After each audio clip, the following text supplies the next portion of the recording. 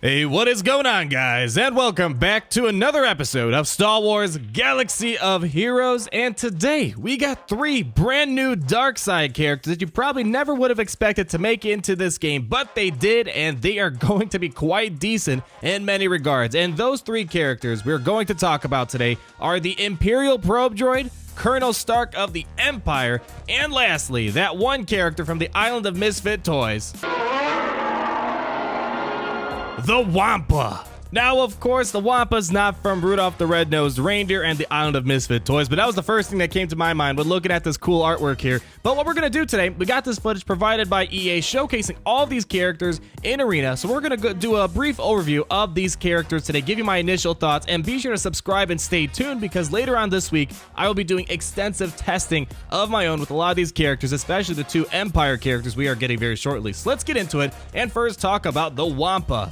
The first thing to point out about all three of these characters today is that they aren't going to be marquee events or pay-to-play characters. You can get them through various events, or as we'll find out, we got a character going straight to the Cantina table. But let's first talk about the Wampa here. Now, the Wampa is going to be a dark side attacker with no other faction tags, and this guy does some pretty interesting damage, and to get his shards, you'll be able to get him through the future territory wars that is coming to the game fairly shortly. So let's dive into the kit for the Wampa, and his basic attack is called Wamp.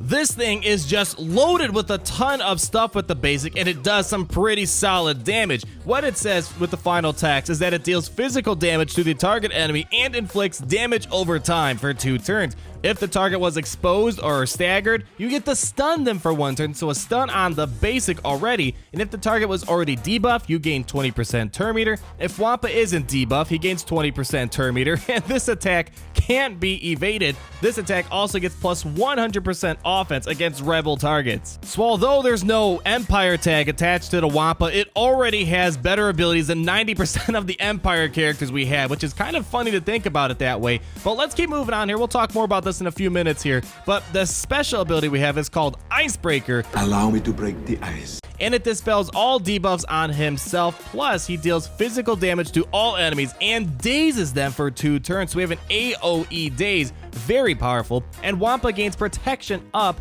until the next time this ability is used, which can't be dispelled or prevented, and this has a 5-turn cooldown. Being able to apply daze for 2 turns, dispel debuffs on himself, and gain an unavoidable or unprevented protection up, that is going to be pretty insane. It's kind of like Darth Maul, but a lot better in a lot of regards because the Wampa looks to be a fairly durable attacker, unlike characters such as Darth Maul. And we got one more special ability called Furious Foe. He inflicts healing immunity on all enemies for 2 turns, which can't be evaded. Again, we have another ability that can't be evaded on this kit. Wampa gains 35% accuracy, 35% critical chance, and 35% offense, which is stacking for the rest of the encounter. Wampa gains 15% turn meter for each defeated ally and each active enemy. This ability starts on a cooldown of 4. This guy is just a powerhouse of some powerful debuffs that last longer than 1 turn, and it can't be evaded, which is insane. We have a 2-turn daze, we got 2 turns of healing immunity,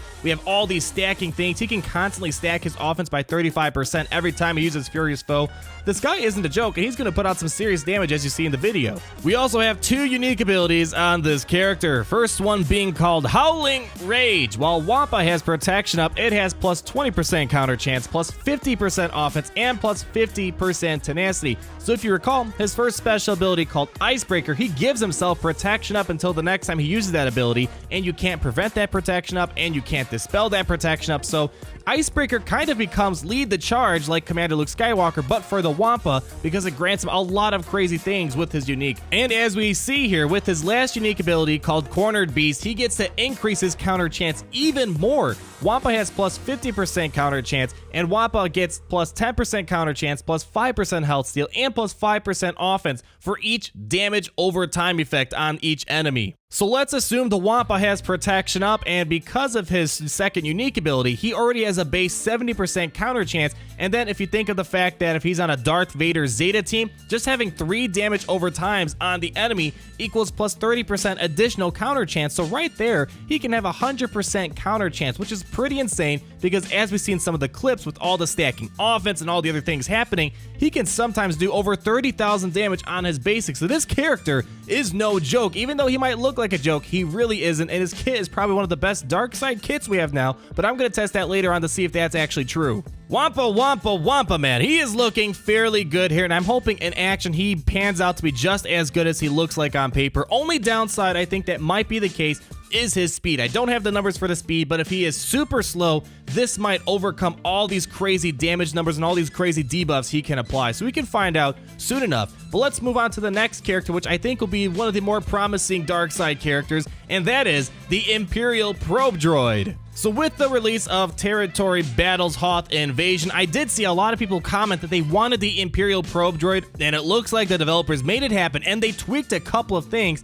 to bring him to a whole other level, as we'll find out. If you're curious, you will be able to acquire the Imperial Probe Droid through the future Dark Side Territory Battles. So they're already talking about it, so that must mean Dark Side Territory Battles is coming soon, so that's how we're going to acquire this character. The Imperial Probe Droid looks like it might open up some opportunities for both the Empire and the Droid faction, which luckily it has both of those tags, and he's kind of like a mini Darth Nihilus in some regards, as we will see here. So first of all, the basic is known as Precision Blasters. Nothing really crazy here, but it's still nice. Deal physical damage to a target enemy with an 80% chance to expose them for 2 turns. Not the craziest basic in the world, but it gets a lot better as we go forward here. Next thing is called Detect. You get to dispel buffs on all enemies with a 70% chance to inflict target lock for 2 turns. Then you get to remove 5% turn meter from target locked enemies, and this attack cannot be evaded. So the Empire now has a second character that can remove all buffs on the enemy, and arguably Imperial Probe Droid is going to be a lot better than Death Trooper in this regard because of the fact he can inflict target lock for 2 turns and the fact that this attack cannot be evaded, and since he's not doing damage to the enemy, he's not going to trigger counterattacks from a Commander Luke Skywalker leadership. And now we got one other special, and this makes him kind of like a mini Darth Nihilus. It's called Self-Destruct, and if you've played Territory Battles Hoth Invasion,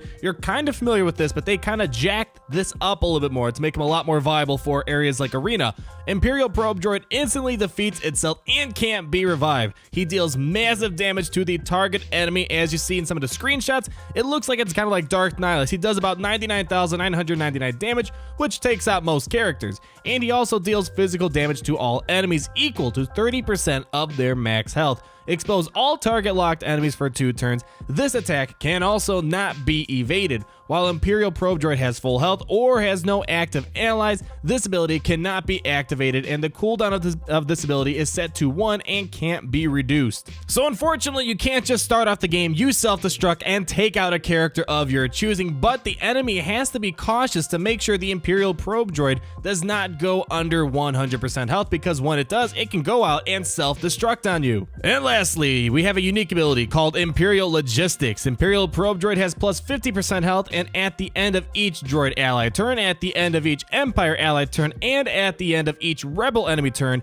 Imperial Probe Droid gains 3% turn meter. While Imperial Probe Droid is active, target locked enemies can't gain buffs and have minus 25% evasion. So this is kind of like having burning and buff immunity combined in this target lock, which opens up a lot of possibilities and minimizes things such as General Kenobi taunting on the field. So far, Imperial Probe Droid looks like it has a lot of abilities in its kit that can help out Imperial teams and droid teams alike. We're gonna have to see in action, but so far it looks like to be one of the better support characters in this game for the dark side. And lastly, we're gonna go over Colonel Starck. He looks okay, nothing too impressive, but maybe after testing we might find something really good of Colonel Starck. Now, Colonel Starck, most likely you never heard of him, but essentially he served under General Veers on the Battle of Hoth. He got to command the AT-AT known as the Blizzard 4, and that's pretty much the main story of him. That was his only shining moment in the Star Wars universe, but I'm happy of the fact that he's an Imperial Trooper, and I love Imperial Troopers in this game, so hopefully we can find some good use out of him. But the great news is, this is the first character since Bodhi that has gone straight to free to play. He is going to a Cantina node, not yet known, but that is great to hear. I'm going to farm this character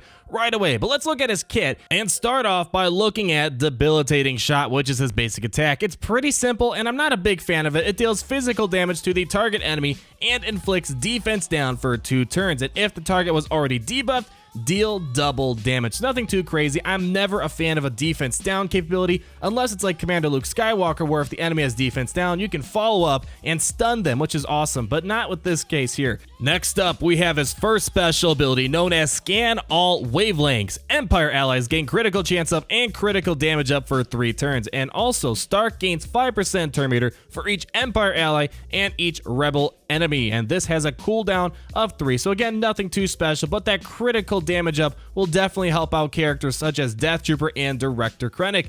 And now our second special, Blizzard for Barrage. Deal physical damage to all enemies with a 50% chance to stagger them. That's good. Dispel all buffs on the primary target as well. For each active Imperial Trooper ally, deal 10% more damage and reduce the cooldown of this ability by 1. So this does decent damage, especially if you have some other Imperial Trooper allies with him, so it does some good damage. I can't see this being too useful in Arena, but the stagger is nice, and if you recall, some of the previous kits, such as the Wampa, might pair very well with characters such as Colonel Starck or Director Krennic because of the fact they apply stagger. And finally, we have his unique ability, no leadership here, and the unique is called Imperial Intelligence. The final text reads, at the end of his turn, Starck recovers 7% health and 3% protection, and gets to remove 1% turn meter from all enemies for each active Empire ally, and this is doubled for Imperial Trooper allies. While Starck is active, Imperial Trooper allies have plus 50 armor penetration. So on the surface, I'm not overly impressed with Colonel Starck, but I'm happy to say I'm a huge fan of the Imperial Troopers, and I'm going to find some way to make him useful. But other than that, he's going to be pretty confined to the Empire faction due to the fact his kit is very constrained to the Empire, to having Imperial Troopers, and facing Rebel enemies. Now, I just want to share my speculation real quick. This isn't confirmed, but it looks like Dark Side Territory Battles is coming soon, with it being hinted in the Imperial Probe Droid kit, as well as being hinted in the previous Territory War notes that were released the other day. Colonel Starck might be needed for the future Dark Side Territory battle. So once he becomes free to play on the Cantina, I would recommend farming him right away in case he's required for some sort of event, because I'm thinking Imperial Troopers might be some sort of requirement to participate on certain elements of the future Dark Side Territory battles. Just my thoughts, but I'm going to farm him no matter what. I love my Imperial Troopers. I'm a sucker for them. I'm going to get him no matter what, but I want to let you guys know just in case you aren't really convinced to farm him. But that is pretty much it for today, guys. Let me know what you guys think down below. I'm thinking Wampa is going to be a pretty solid character. He's a Territory War reward, so perhaps he is supposed to be really good. I'm going to test him out, so be sure to subscribe to my channel. Later on, we're going to test out all these characters, but I'm thinking Wampa and the Imperial Probe Droid have a lot of promise. So if there's any combination you want me to try out that you think is really important to look at, comment down below and let me know. And if you did enjoy this video, please feel free to leave me a like. And as always, guys, I'll be back. Ha! You did not gonna say that, did you? That's what you always say.